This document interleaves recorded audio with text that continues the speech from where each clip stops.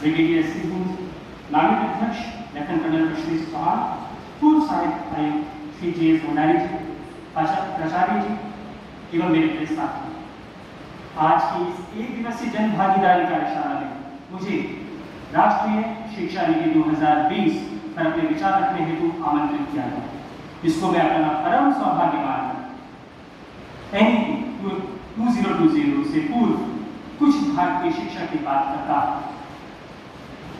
हमारा भारतवर्ष सदैव से ही विश्व को प्रेरित करने का स्रोत रहा। प्रेरित करना सोच से होता है और सोच शिक्षा से। ये शिक्षा किस प्रकार दी जाए और आगे किस प्रकार ले जाई जाए, ये बुद्धिजीवियों की सोच होती एवं उसका क्रियान्वयन शिक्षाविदों द्वारा ही संभव होता है। शिक्षा नीति 2020 में शिक्षाविदों के विचारों को भी समाहित किया है। हमारे अखंड भारतवर्ष में तक्षशिला, नालंदा जैसे विश्वविद्यालय रहे, जिसमें अन्य देशों से विद्यार्थी सर्वश्रेष्ठ विद्या ग्रहण करने आते। हाँ, मैं मानता हूं पिछले कुछ 100 वर्षों में या कहें कुछ सदियों से हम अपनी वो पहचान खो चुके हैं। स्वतंत्र होने के उपरांत समयानुसार एवं परिस्थिति अनुसार शिक्षा संबंधी नीतियां बनाई गई, परंतु इनको बनाने में हमें लगभग 21 वर्ष का समय लगा है, या यूं कहें 21 वर्ष हम बाकी देशों से शिक्षा के क्षेत्र में पीछे हो। जी हाँ, मैं बात कर रहा हूं वर्ष 1968 की, जिसमें प्रथम शिक्षा नीति आई, फिर 1986 और कुछ सुधार के साथ 1982 में शिक्षा नीति को बनाया गया। इसके क्रियान्वयन से प्रगतिशील देशों की श्रेणी में हम आ तो गए, परंतु अभी तक हमें विकसित देशों की अग्रणी श्रेणी में आ जाना चाहिए था। शायद इसका कारण कुछ राजनीतिक प्राथमिकताएं हो सकता है, जिसमें शिक्षा के क्षेत्र के क्षेत्र को 1952 में मात्र 0.6% हिस्सा ही दिया गया था, जो 2014 में बढ़कर 4% तक पहुंच पाया।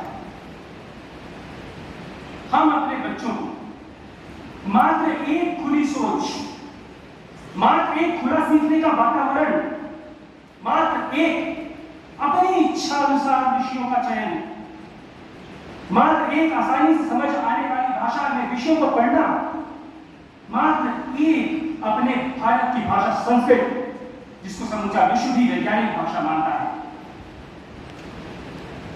नहीं देता।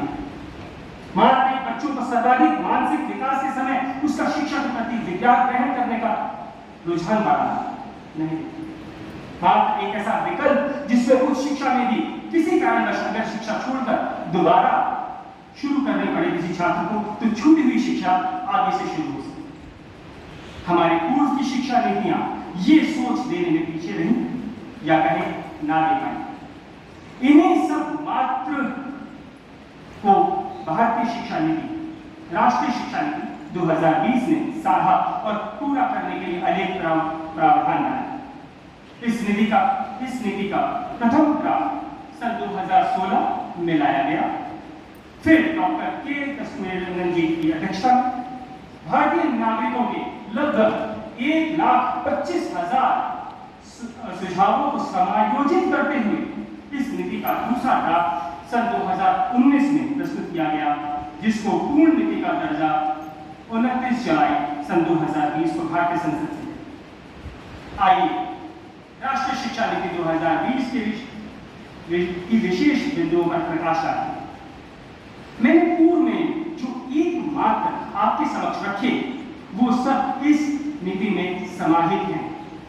जैसे पूर्व के 10+2 शिक्षा पद्धति को बदलकर 5+3+3+4 कर दिया गया, जिसमें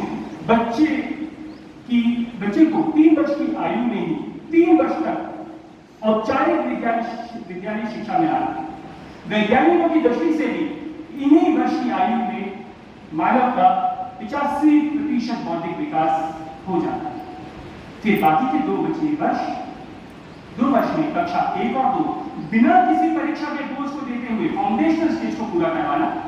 फिर अगले 3 वर्ष तक कक्षा 3 से 5 प्रिपरेटरी स्टेज, जिसमें मुख्यतः स्थानीय भाषा में में शिक्षा देना, अगले 3 वर्ष कक्षा 6 से 8 मिडिल स्टेज जिसमें वोकेशनल एजुकेशन, कंप्यूटर कोडिंग को बढ़ावा देना, और आखिरी 4 वर्ष सेकेंडरी स्टेज कहलाएंगे।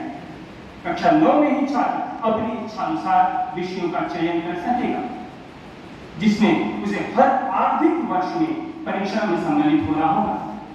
इससे वह अपने विषय को गहनता से समझ पाएगा। इन्हीं वर्षों में उसके पास विदेशी भाषा सीखने का भी प्रबंध किया जाएगा। इससे दूसरे देशों की सभ्यता समझने में आसानी होगी और वसुधैव कुटुंबकम के महत्व को समझ आसानी से हो पाएगा।